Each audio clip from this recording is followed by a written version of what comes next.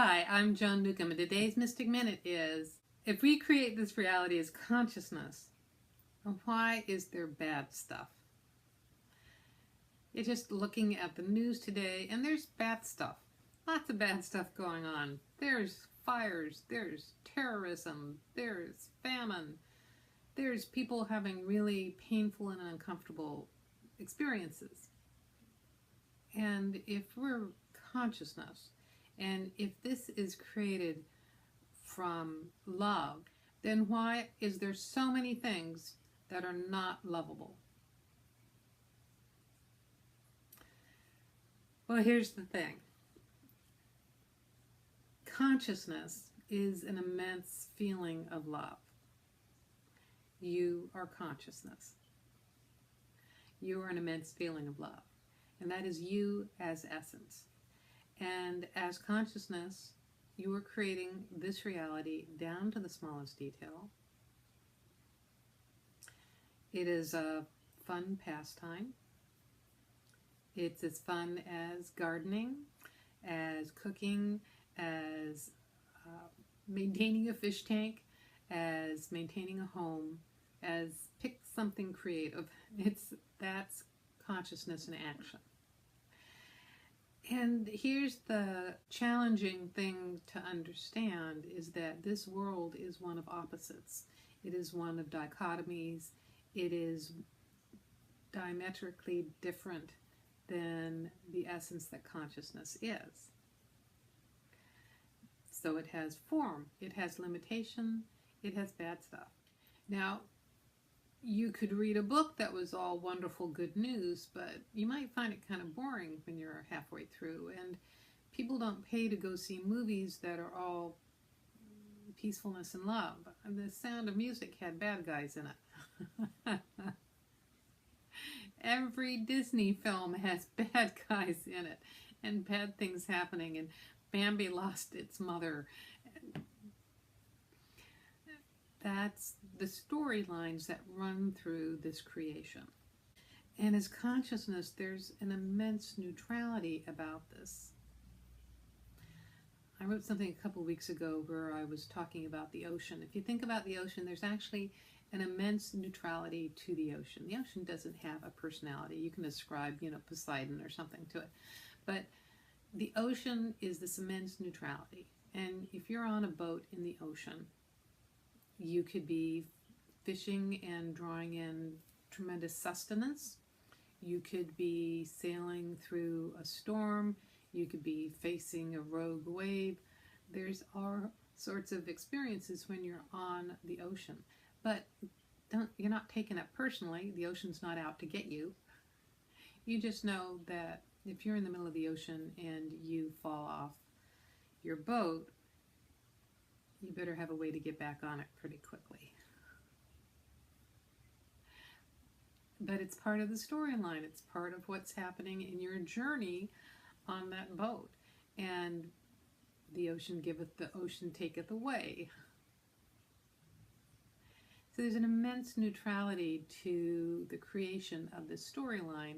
We just don't have that neutrality when we're in our bodies and with our personalities. We have no neutrality whatsoever about things that are uncomfortable. And our main motivating factor for spiritual development or anything else is to get us the heck out of this pain, to get us to move forward, get us to be closer to the essence of what we already are. And that's another interesting thing, because we're always trying to move forward and outward and to that something that is ultimately the essence of who we are. And the thing that I find, the more I experience and play with and be in and be as and connect and operate as consciousness, is one thing, there's no directionals. It's actually more potently effective to me to experience it by going deeper and deeper within. In fact, it's really interesting because you can drop into your heart and start walking deeper in, and there is no end to that. It's like it just keeps going to the point you think you're going to be walking out the other side of your body, and you just keep going deeper and deeper and deeper. It's infinite inside you. So in that way, I find it helpful to be anchored in form, because this is the physical body to experience this reality through. And this is what reality is all about, is physically experiencing it. So having the sensations, feeling the sun on your face, the wind in your hair, having the emotions that your body has that you as spirit don't have.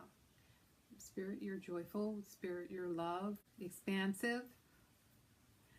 It's the body that has all these deeper tones and resonances. So the thing is that when you start to identify yourself as consciousness and start to play as consciousness in form, you have a lot more neutrality, if not downright amusement, with everything that's going on in the storyline. And it doesn't mean you don't have compassion for your pet that just got out of the hospital and is moaning all night long. Not that you don't have compassion for the suffering, and you don't fight or resist it. Try to stop it because it's bad. It's all part of the experience here in form, on Earth, in this physical realm. So when you start to operate as consciousness in physical form, it becomes a lot more fun to play and create, because you're not creating to get away from something that's uncomfortable or get out of discomfort. You're playing for the fun of playing and curiosity, and let's see what happens when I do this. And even though you're all-knowing and infinite wisdom, it's fun to say, let's see what happens when I do this, because what shows up is beyond what your mind can imagine. If you like these videos, you can subscribe to them on YouTube. You can also sign up below to get them in your inbox. If you want to know more, my website is joan-newcomb.com. I have a weekly radio show podcast. I also have a weekly blog and newsletter. I do meetups around the Puget Sound in Seattle, Bellevue, Tacoma, University Place, and Vashon Island. I do a monthly webinar, and if you want to know more about navigating your life this way, if you want tools and techniques for moving through this reality with a sense of mastery, go to joan-newcomb.com and take a look at my coaching programs. I coach people from around the world through Zoom and Skype and phone. I have coaching packages that are 3 months and longer. So go to joan-newcomb.com and take a look at my coaching programs. Go to joan-newcomb.com, and I'll see you in another couple days with another Mystic Minute.